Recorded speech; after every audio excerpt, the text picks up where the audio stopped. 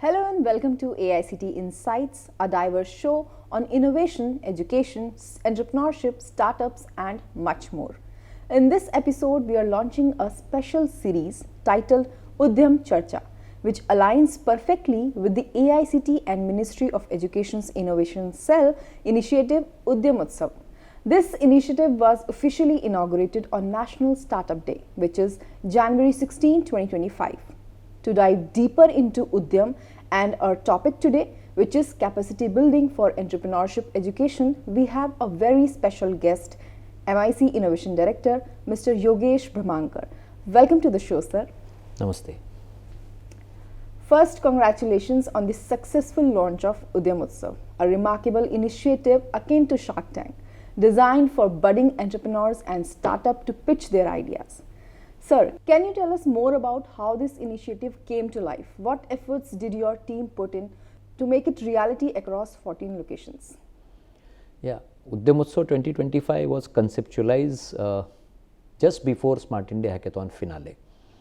And all of us sat together and said, we really need to do something to connect our startups and student innovators, faculty innovators to the startup ecosystem, the largest startup ecosystem of the country.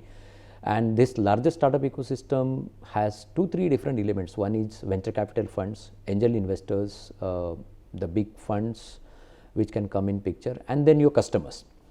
We have other initiatives where we can actually connect them to customers, but then we did not have any other platform where we can connect them to investors.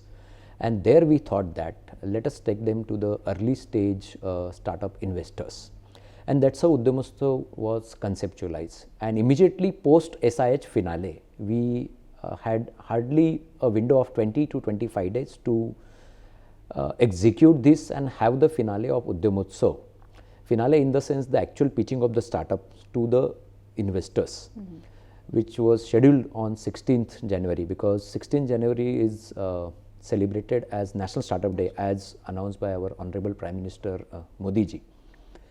We received 10,000 registrations on our portal, and it was a tremendous effort put up by my team, a very small team of 4 to 5 people which deals with these portals and the what you can say submissions, where we got 3,200 final pitch decks of the startups, and then we had 2 rounds of screening and evaluation, and 410 then were, we can say, eligible to pitch to the investors in very short period of time. And I think it's a teamwork and my team's effort. Actually, we can say that now we were successful to enable the startups to meet and pitch the investors, and the process is still on, because now post Udyam Utsav on 16th, now we will be connecting them to the investors, where the investors have expressed interest to talk to those startups, mentor them or fund them. So, apart from Udyam Utsav, 2 other initiatives of MIC were also launched on 16th of January. Could you please brief about them? Yes. 16th January being a very remarkable day, and it's a very important day for all of us, we launched FDP, Faculty Development Program on Innovation and Entrepreneurship, the first of its kind by AICT and MIC. AICT has been focusing on capacity building, but we never had dedicated capacity building program on innovation and entrepreneurship. So we launched this FDP and IND, where we will conduct around 60 FDPs across country, where host institute will be higher education institutions and the government recognized incubation centers. We also announce regional meets. So we have been conducting IIC regional meets. This year we will be conducting around 26 regional meets across the country. Basically, you have launched new faculty program in innovation and entrepreneurship. Could you give us more detail or overview of this program, and what is the inspiration behind bringing this FDP in innovation and entrepreneurship? See, if we look at overall academic ecosystem and entrepreneurial ecosystem, the role of a teacher, the role of innovation ambassador, what we call it, we have been training online teachers, but we never had offline training program as such. Role of a teacher is very important in shaping any student's journey, especially the entrepreneurial journey. And that's where we said that let us develop 10,000 entrepreneurship educators across the country. Okay. If we develop 10,000 entrepreneurship educators across the country, we will have a very good pool of these educators. They will become good mentors, and they play a very critical role in the early stage ideation, then selecting those ideas, motivating the students. So though if you look at the 4 E's, encourage, enable, engage, and then empower, the first 3 E's should be decentralized. So they play a very important role in shaping students' journey right from idea to the startup stage.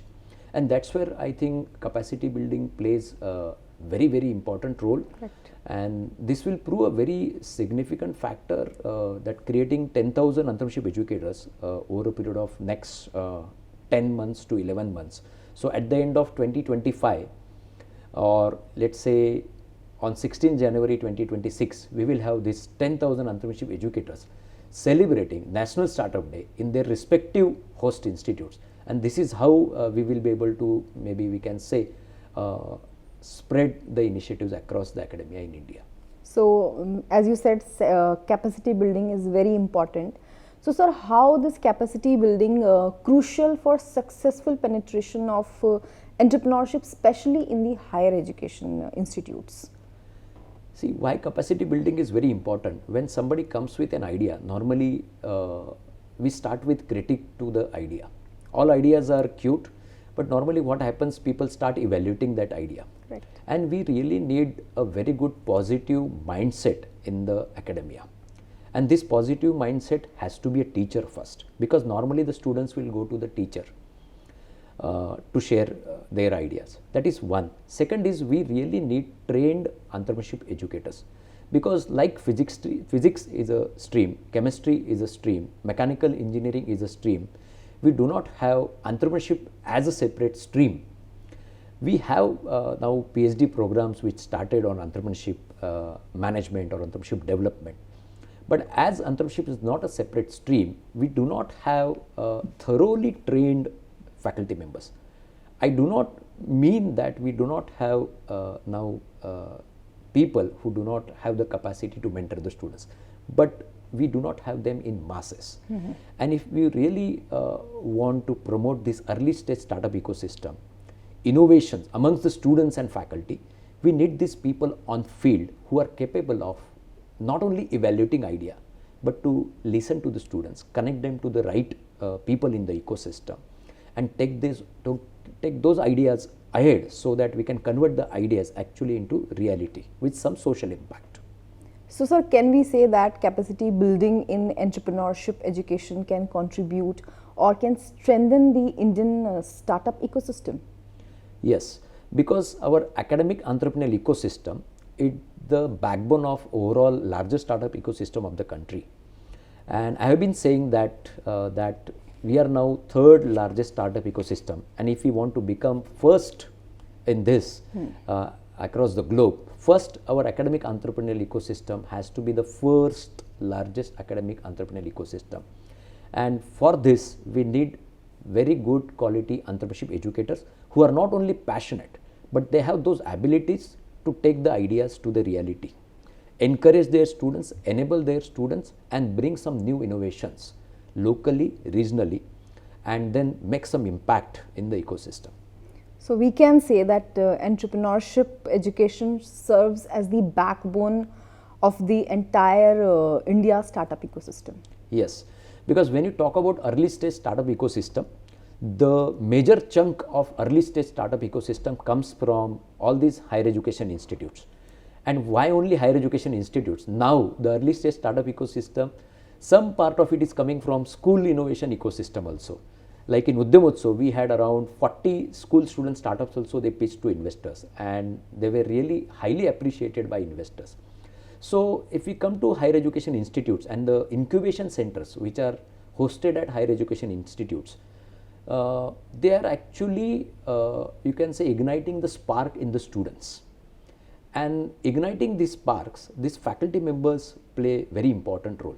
So if you look at this early stage startup ecosystem in academics, the entrepreneurship educators, the innovation ambassadors, and this team with the incubation centers, they are actually playing a very important role of taking these startups or ideas to a level of prototype or a startup, and very few of them go to the larger startup ecosystem. But we still need this, then only I think we will be having more and more innovations, then only we will be able to solve more and more problems around us, and that's how I think we can emerge. We have already emerged, but we can emerge as the largest startup ecosystem. Correct, sir. So coming back to FDP, is there any specific skills that faculty members will be equipped with through your program? So the FDP starts from right from ideation, then it goes to how to evaluate your ideas, so feasibility or opportunity validation we call it, then it goes to business model, then it goes to your complete revenue generation, then it goes to intellectual property, then it goes to technology transfer. It also includes on the parallel track the product market fit, business model generation, go to market strategy, these kind of modules. So one will be actually enabled with all the tools, processes, frameworks, where the faculty who is trained through this FDP will be able to conduct classes on entrepreneurship in the respective institutes, and we want them to do this practice and come back to us so that they will become master trainers also. So over and out, what will be the broader outcomes of these FDPs? Apart from just training, what will be the broader outcomes? So the broader outcome is that, see, these faculty members will go and play the role of like say institutions, innovation councils, convener or president, or they are playing a parallel role in their university or institution as an incubation expert or entrepreneurship educator. So apart from teaching and training, they will be startup mentors, and definitely to build this academic entrepreneur ecosystem, we need a lot of mentors at our institutions, even to evaluate ideas, to facilitate those ideas and take them ahead. So our innovation centers will also start interacting with these trained faculty members, so that these faculty members today, if they are not into entrepreneurship ecosystem, they will be part of it, and slowly they will also become startup mentors at the regional level, so that we can actually get more and more ideas, evaluate them and take them ahead through our AICTE innovation centers also. So finally, sir, what message would you like to convey to the educators and institutions about the entrepreneurship education? See, entrepreneurship education in India is growing very fast. In last 7 years, Innovation Cell has been contributing to entrepreneurship education in different formats and different mechanisms, we will say. We are very successful in Smart India Hackathon, Institutions Innovation Council, then we had Yukti Innovation Challenge, now we have boot camps, we have Udyamotsav, we are also funding patents. So if you look at this as overall as one ecosystem, which is a support to a larger startup ecosystem, or which is an entry gate to the larger startup ecosystem, Innovation Cell and AICTE has played a very important role. Now we want to go to the fourth E of what I say about Innovation Cell always. You say encourage, enable, engage and empower. Now we are here to empower. When I say empower, see, we are a very large country. We have around 50,000 academic institutions. Right.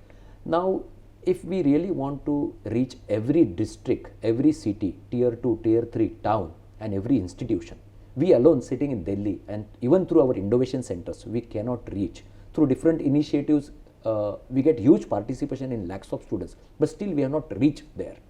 So what we can do, we can empower these faculty members and they become our ambassadors in the respective districts, respective cities, and they take the agenda ahead. And that's how I think we will be able to create the chain effect, and that's how I think we will be able to create some larger impact in the ecosystem, and we will be a very vibrant academic entrepreneurial ecosystem. Thank you so much, sir, for sharing your insights and for your continued dedication to fostering innovation and entrepreneurship in India. It's been a pleasure having you on the show. And that's the wrap for this episode of AICTE Insights. Stay tuned for more engaging discussions on innovation, education, entrepreneurship. Until next time. Thank you. Thank you so much.